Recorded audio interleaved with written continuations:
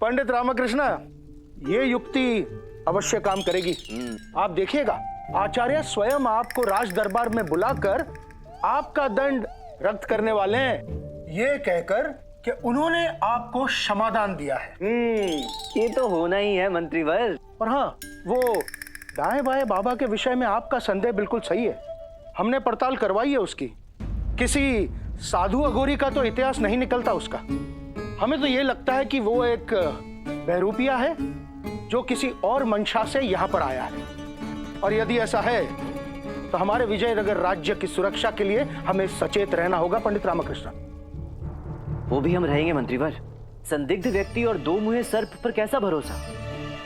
परंतु उससे पहले फिलहाल समय है आचार्य महोदय के सर से तात्कालिक महाराज के अहंकार का भूत उतारने का। प्रभु, हम आ गए। अरे, आप नीचे क्यों बैठे हैं? आप ही की कमी थी। जी? अकेला छोड़ दीजिए कुछ समय के लिए। बड़ी कृपा होगी आपकी। प्रभु, क्या बात है? आप अत्यंत चिंतित प्रतीत हो रहे हैं। ये भी आपका कोई रचाया हुआ स्वांग है? अगर ये चिंता जल्दी से नहीं मिटाई गई तो ये चिंता चिता में बदल जाएगी और हमें शमशान घाट जाना पड़ेगा। पगले, कैसी बातें करता है? कीड़े पड़े तुम दोनों के मुंह में। और वैसे भी हमारे प्रभु तो दिन रात दूसरों की चिंता में घुले जाते हैं। भला कोई चिंता उनका क्या बिगाड़ लेगी? देवताओं के सारे गुण यही तो विद्यमान है। प्रेम, करुणा, दया, क्षमा। क्षमा, क्षमा, ये सही, यही ठीक रहेगा। यही एकमात्र उपाय है हमारे जीवित बचने का। हम पंडित रामकृष्ण को क्षमादान देंगे। क्षमादान अर्थात कोई दंड नहीं, कोई दंड नहीं अर्थात पंडित रामकृष्ण जीवित, पंडित रामकृष्ण जीवित अर्थात हम जीवित। मिल गया, मिल गया, हो गया, हो गया, हो गया हमारी समस्या का निदान। जय हो तथाचार्य की बुद्धि, जय हो। बुलाओ, अभी के अभी दरबार बुलाओ। हम पंडित रामकृष्ण को जीवन दान देंगे। अरे मूर्खो, जाओ, दरबार बुलाओ। जी गुरुजी, जाओ। चल। हम पंडित रामकृष्ण को क्षमादान देंगे। हमने यह तत्काल सभा इसलिए बुलवाई है ताकि हम एक अत्यंत आवश्यक घोषणा कर सकें। देखिए, बात यह है, हमने बहुत सोचा। जब सोचा तो यह बोध हुआ कि पंडित रामकृष्ण को दिया गया दंड एक साधारण आम अपराधी के लिए तो उचित है, परंतु पंडित रामकृष्ण जिन्होंने इस दरबार में आई कई बड़ी बड़ी गुत्थियों को सुलझाया है, राज दरबार की बहुत सेवा की, वैसे व्यक्ति के लिए कम से कम एक बार तो प्राणदान बनता ही है। अंततः हम इस निर्णय पर पहुंचे हैं, पंडित रामकृष्ण को दिया गया मृत्यु दंड वापस लिया जाए और पंडित रामकृष्ण को क्षमादान दिया जाए। किंतु कोई किंतु विंतु नहीं। हमने जो कह दिया सो कह दिया। पंडित रामकृष्ण, हमारे रहते आपका कोई बाल भी बांका नहीं कर सकता। एक छींक तक नहीं आने देंगे हम आपको। हाथी तो क्या, हमारे इस दरबार में स्थापित रहते एक चींटी तक आपको नहीं काट सकती। सिपाहियों, पंडित रामकृष्ण को बंधन मुक्त किया जाए। ठहरिए तत्कालिक महाराज, मैं आपके इस प्रेम और स्नेह का हृदय से आभारी हूं, परंतु क्षमा करें, मुझे आपका क्षमादान नहीं चाहिए।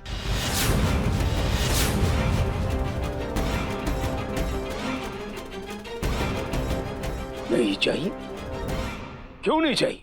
क्योंकि मैं अपराधी हूं तत्कालिक महाराज, मुझसे अपराध हुआ है। मेरे कारण एक साधारण भोला भाला मनुष्य कुत्ता बन गया। कितना बड़ा पाप हुआ है मुझसे। नहीं नहीं, आप तो मुझे हाथियों से कुचलवाइए, दंड दीजिए मुझे, मैं इसी योग्य हूँ। चलिए चलिए, मुझे वापस कारावास ले चलिए। रुकिए रुकिए, सुनिए क्या कर रहे हैं आप तो स्वयं इतने बड़े पंडित, शास्त्रों के ज्ञाता हैं। क्या लिखा है शास्त्रों में? संसार का सबसे बड़ा दान क्षमादान होता है। दे रहे हैं ना आपको, रख लीजिए, रख लीजिए। नहीं तात्कालिक महाराज, उन्हीं शास्त्रों में यह भी लिखा गया है कि न्याय की दृष्टि में सब समान होते हैं, चाहे कोई भी हो, कोई बड़ा छोटा नहीं होता। इस संसार में न्याय कर्तव्य से बड़ा और कोई कर्तव्य नहीं होता। आपने मुझे दंड सुनाकर अपना कर्तव्य निभाया, अब मैं उस दंड को भोगकर अपना कर्तव्य निभाऊंगा। इसलिए मुझे आपकी क्षमा नहीं चाहिए। क्या शास्त्रार्थ कर रहे हैं आप पंडित रामाकृष्ण? कह रहे हैं ना आपसे, मान लीजिए हमारी बात, खुलवाइए अपने बंधन, रख लीजिए क्षमादान, रख लीजिए। नहीं चाहिए। क्यों नहीं चाहिए? लेना होगा आपको। ये हम आपके महाराज तथाचार्य का आदेश। आप ही के आदेशों का पालन कर रहा हूं तात्कालिक महाराज। मृत्युदंड तो आप ही ने दिया था ना। क्षमादान दे रहे हैं ना? पहला आदेश पहले प्राण दूंगा, उसके बाद दूसरे आदेश का पालन करूंगा। प्राण ही चले गए तो प्राण दान का औचित्य क्या रह जाएगा? ये तो मृत्युदंड देने से पहले सोचना चाहिए था ना। तो कर रहे हैं ना भूल का सुधार। नहीं, मुझे तो दंड भोगना है, मुझे प्राण देने ही है। भगवान, ये पंडित हमारे प्राण लेकर ही मानेगा। देखिए, आप समझ नहीं रहे हैं। आप नहीं समझ रहे तात्कालिक महाराज। यदि मुझे मृत्युदंड नहीं दिया गया ना, तो विजयनगर की न्याय प्रणाली को बहुत बड़ा दोष लगेगा। आप दंड दीजिए मुझे। महाराज, आपको इस अपराधी की बात मान लेनी चाहिए। मैं जानता हूँ आप विशाल हृदय वाले हैं, परंतु न्याय आखिर न्याय होता है। नहीं, मैं बाबा की बात से पूर्णतः सहमत हूँ। मुझे हाथियों के पैरों से कुचलवाइए। नहीं, मैं तो कहता हूँ अमावस की रात की भी प्रतीक्षा क्यों करें? मुझे अभी इसी क्षण मृत्युदंड मिलना चाहिए। अरे देखिए, हम आपसे विनती कर रहे हैं, हाथ जोड़ रहे हैं आपके सामने, मान जाइए हमारी बात, ले लीजिए क्षमादान। मैं भी तो आपके आगे हाथ जोड़ रहा हूँ। कदापि नहीं, मृत्युदंड तो मैं लेकर रहूंगा। चलिए।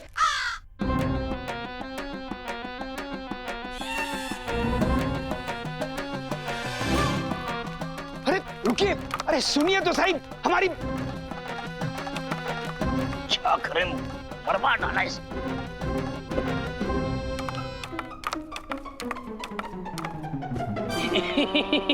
गुरुजी, आपको कौन सी लकड़ी पसंद है, चंदन की या शीशम की? बताइए। क्यों गुरुजी, आपका अंतिम संस्कार होना है ना, आपकी चिता उठने वाली है, हैं?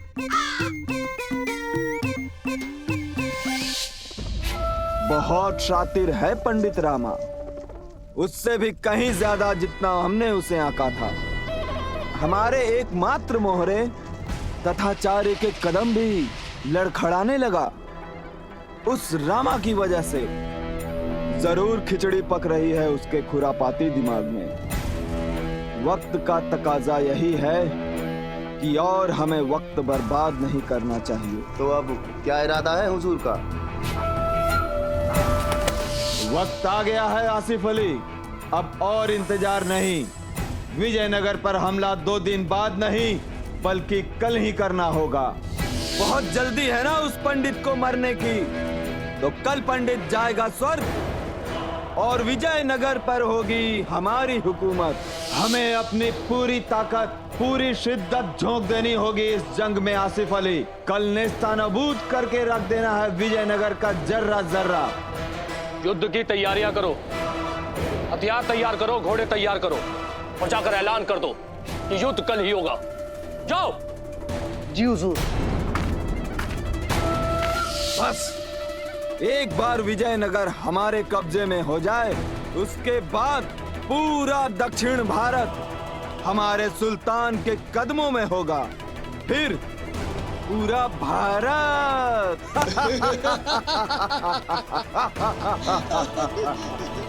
अब बचा ले पंडित रामा अपने विजयनगर को। अरे तू क्या बचाएगा, तू तो कल खुद को नहीं बचा पाएगा।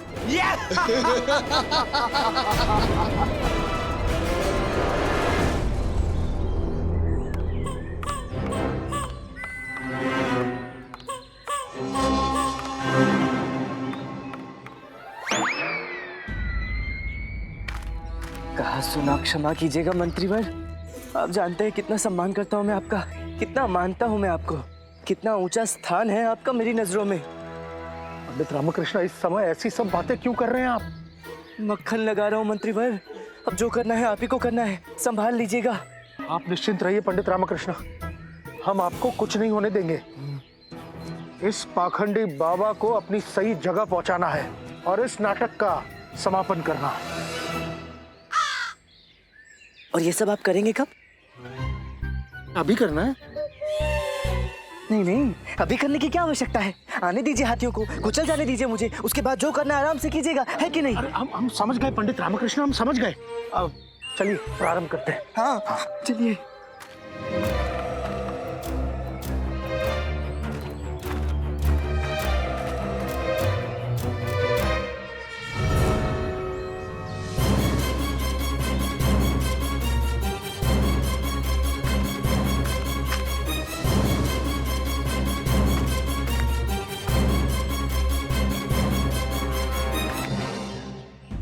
ये आप क्या कर रहे हैं तात्कालिक महाराज? आप पंडित रामकृष्ण को इतना बड़ा दंड कैसे दे सकते हैं? अरे हम कहां दे रहे हैं इन्हें दंड, स्वयं ले रहे हैं। गला सूख गया हमारा समझाते समझाते कि हमने क्षमादान दे दिया है, कोई आवश्यकता नहीं है दंड भोगने की। तो ये माने तब ना। ये सब आपके इन बाबा के कारण हो रहा है। आप इनकी बात मानकर बहुत ही गलत और बहुत ही बड़ा निर्णय ले रहे हैं। इसकी बातों में ना आना राजन। ये नहीं, इस पंडित के दुष्ट ग्रह बोल रहे हैं, विघ्न डालने का प्रयास कर रहा है, और विलंब किया तो अनर्थ हो जाएगा। तत्काल कार्यवाही हो इस दंड की। ये सही कह रहे हैं तात्कालिक महाराज। बुलाइए शीघ्र हाथियों को और कुचलवाइए मुझे। क्षमादान ले लो, क्षमादान ले लो।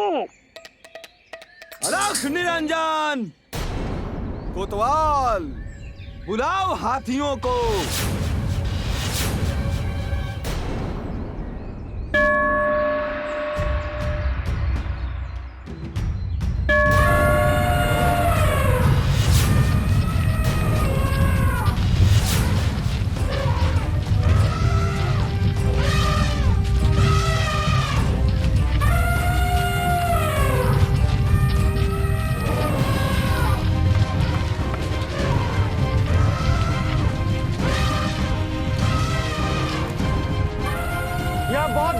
तात्कालिक महाराज, इस ढोंगी बाबा की बातों में आकर आप अपना सर्वनाश कर रहे हैं। ढोंगी कहता है हमें, एक अघोरी पर लांछन लगाता है। सब कुछ भस्म करके रख देंगे, सब कुछ। अलख निरंजन, ये प्रपंच हमारे तात्कालिक महाराज को दिखाइए, वही सहेंगे आपके ये चोचले। अब भी आंखों पर पट्टी बांध के खड़े तात्कालिक महाराज, समझने का प्रयास कीजिए। ये पाखंडी आपकी आंखों में धूल झोंक रहा है।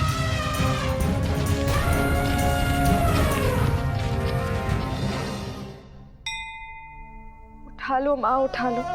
अगर आवश्यकता हो तो रामा की जगह हमें उठा लो, परंतु रामा को कुछ मत होने देना। मेरा रामा हमेशा सच का साथ देता है, हमेशा सत्य के लिए लड़ता है। उसने ये प्रपंच से बाहर निकलने का और दुष्टों को सबक सिखाने का फैसला लिया है। माँ, आप उसे सफलता देना, मेरे बच्चे को कुछ मत होने देना।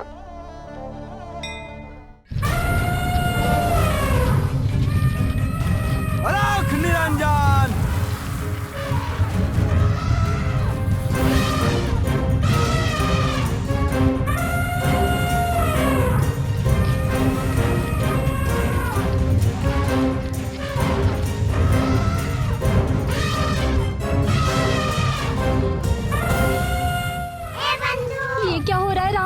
कुछ करना। अरे ऐसी स्थिति में मैं क्या करूं? मुझे बड़ा डर लग रहा है, कुछ उल्टा सीधा हो गया तो। अरे कभी तो शुभ शुभ बोला कर बंधु, चुप होकर बैठ।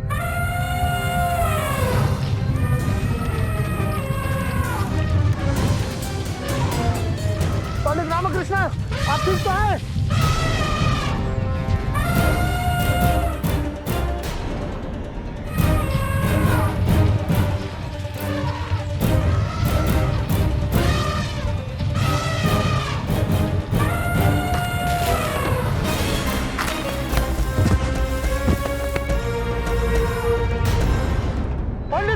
कृष्णा।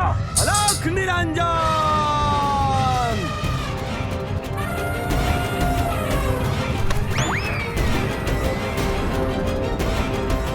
पंडित रामकृष्ण, पंडित रामकृष्ण, आप ठीक तो है? हाँ मंत्रीवर, बहुत बहुत धन्यवाद। अब आएगा खेल में आनंद। चलिए। ये खेल नहीं है पंडित रामकृष्ण, आज अनर्थ हो सकता था। मेरी आंखों में उस दाएं बाएं बाबा ने भस्म डाल दी थी। अगर एक क्षण की भी त्रुटि हो जाती तो आपकी जान जा सकती थी। आप अपने जीवन को। कुछ नहीं होता मंत्रीवर, माँ कुछ होने ही नहीं देती। मंत्रीवर, जहाँ विश्वास होता है वहाँ भय कैसा, और जहाँ भय होता है वहाँ विश्वास कैसा। हम अपना कर्तव्य निभा रहे हैं मंत्रीवर, अपने इस राज्य को बाबा जैसे मक्कार और पाखंडी लोगों से बचा रहे हैं। और यदि इस धर्म, इस कर्तव्य, इस दायित्व में मुझे कुछ हो भी जाए तो इससे बड़ा सौभाग्य और क्या होगा मेरे लिए। तो पंडित रामकृष्ण, अब आगे क्या विचार है? अब समय है इस ढोंगी बाबा को सबक सिखाने का, और उतारनी है आचार्य की आंखों से वो पट्टी जिसके कारण ना उन्हें कुछ दिखाई दे रहा है ना कुछ सुनाई।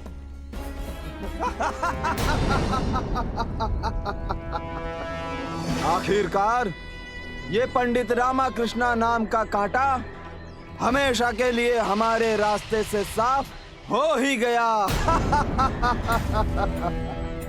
अब अगली बारी उस बेवकूफ तथा चार्य की है। जहर मिली खीर भेजी जाएगी, बुड्ढा खीर खाएगा और हमेशा के लिए इस भरी दुनिया से रुखसत हो जाएगा। अब क्या करें पंडित रामकृष्ण, इन्होंने तो आचार्य को मारने की योजना बना ली है। आचार्य को बचाएं या इस ढोंगी बाबा को सबक सिखाएं? कार्य तो दोनों महत्वपूर्ण है मंत्रीवर, कुछ तो करना होगा। क्या करेंगे पंडित रामकृष्ण? और उससे ही बड़ा प्रश्न है कैसे? आप तो उनके लिए मर चुके हैं ना, तो आप स्वर्ग से कैसे लौटेंगे? वैसे ही मंत्रीवर, जैसे लौटा जाता है, या यूं समझिए मैं स्वर्ग पहुंचा ही नहीं, यहीं भटक रहा हूं। हाँ?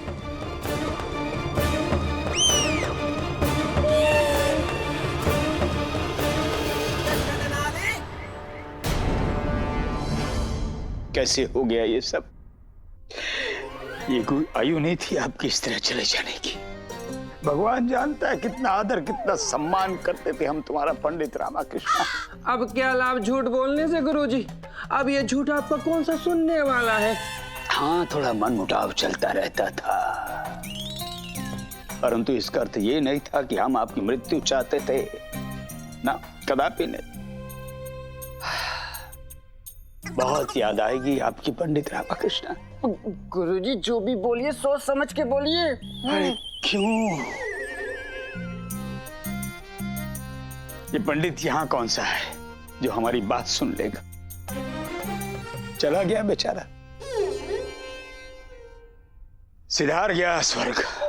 गुरुजी, मैंने सुना है कि मृत्यु के 12 घंटे तक आत्मा कहीं नहीं जाती, अपने आस पास रहती है। हाँ, और सब कुछ सुनती है, देखती भी है।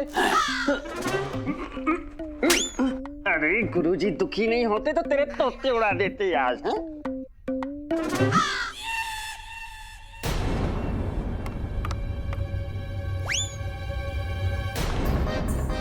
क्या हो गुरुजी? हमने अभी रामा के चित्र में रामा को देखा। गुरुजी कैसी बात करते हैं? चित्र रामा का है तो रामा जी दिखेंगे ना। चित्र में दो रामा थे, एक चित्र वाला रामा और एक और रामा। ये कहीं रामा का भूत तो नहीं था? अब देखिए आचार्य, मैं आपको कैसे कैसे सब जगह दिखता हूँ।